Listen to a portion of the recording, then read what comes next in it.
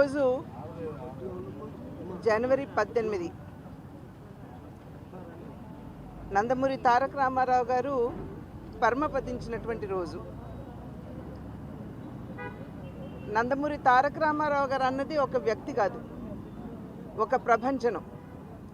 వారు చలనచిత్ర రంగాన్ని ఏలడం మాత్రమే కాకుండా అనితర సాధ్యమైనటువంటి పాత్రల్లో జీవించి అని ఎందుకు అంటున్నానంటే, నేటికి సైతం రాముడన్న కృష్ణుడన్న అందరి కళ్ళ ముందు కూడా సాక్షాత్కరించేది ఆ నందమూరి తారక రాముని రూపమే. అది మాత్రమే కాకుండా చిరంజీవులు లాంటి సినిమాల్లో ఎవరూ కూడా సాహసించినటువంటి పాత్రలు వారు పోషించి నటించి అని చెప్పి నేను ఇందాక అన్నట్లుగా తెలుగు కళామ తల్లి ముద్దు బిడ్డగా ఆ కళామ తల్లి ఆశీర్వాదాలు అందుకున్నటువంటి వారు. అది మాత్రమే కాకుండా వారు ప్రజా జీవితంలోకి వచ్చిన పిమ్మట సంక్షేమం అన్న పదానికి నిజమైన నిర్వచనం పలికినటువంటి వారు నందమూరి తారక రామారావు గారు. అన్నదో జలదశ్చైవ ఆతురస్య చికిత్సక త్రయస్తే స్వర్గ మాయాంతి వినా యజ్ఞేన భారత అన్నారు మన పెద్దలు. అంటే ఆకలితో ఉన్నవారికి పట్టెడు అన్నం పెట్టినా, దాహంతో ఉన్న వారి దాహార్తిని తీర్చిన అటువంటి వారికి స్వర్గద్వారాలు ఎల్లప్పుడూ తెరిచే ఉంటాయి అని చెప్పి పెద్దలు చెప్పినటువంటి మాట. వారు ముఖ్యమంత్రి అయినటువంటి సందర్భంలో ఆకలితో అలమటిస్తున్నటువంటి ఎందరో పేదలకి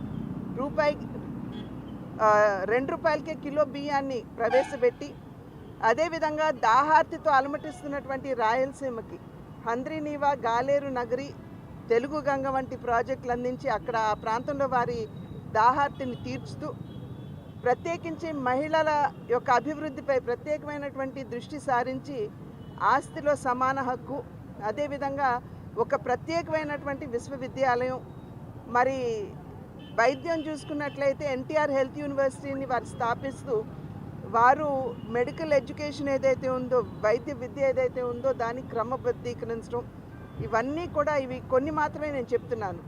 అదేవిధంగా మరి మన మాండలిక వ్యవస్థ దాన్ని తీసుకుని వచ్చి ప్రజల వద్దకే పరిపాలన తీసుకొచ్చినటువంటి ఘనుడు కూడా నందమూరి తారక రామారావు గారి.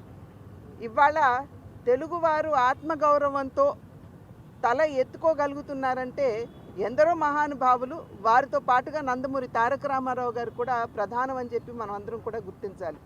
మద్రాసీయులుగా పరిగణిస్తున్నటువంటి సందర్భంలో దక్షిణ భారత వాసుల్ని తెలుగువారు అని గుర్తింపు మన జాతికి తీసుకొచ్చినటువంటి వారు నందమూరి తారక రామారావు గారు. కనుకనే నేటి వరకు కూడా వారు పరంపదించి దగ్గర 28-30 సంవత్సరాలు అయినా కూడా నేటికి సైతం తెలుగు ప్రజల హృదయ పీఠిక మీద వారిని ప్రతిష్ఠించుకుని ప్రతి ఒక్కరూ కూడా వారిని పూజించుకుని గుర్తించుకుంటారు. అటువంటి నా తండ్రి యొక్క ఆశీర్వాదం కేవలం నా మీద మాత్రమే కాదు, తెలుగు వారందరి మీద ఉండాలని చెప్పి వారికి నేను ప్రార్థిస్తున్నాను.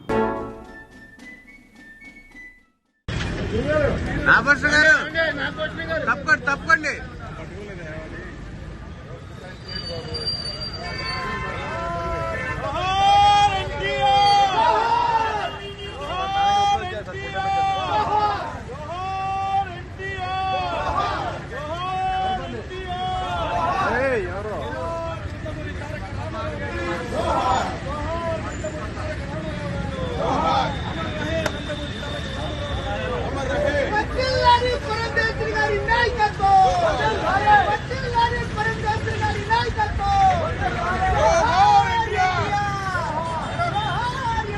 మేడం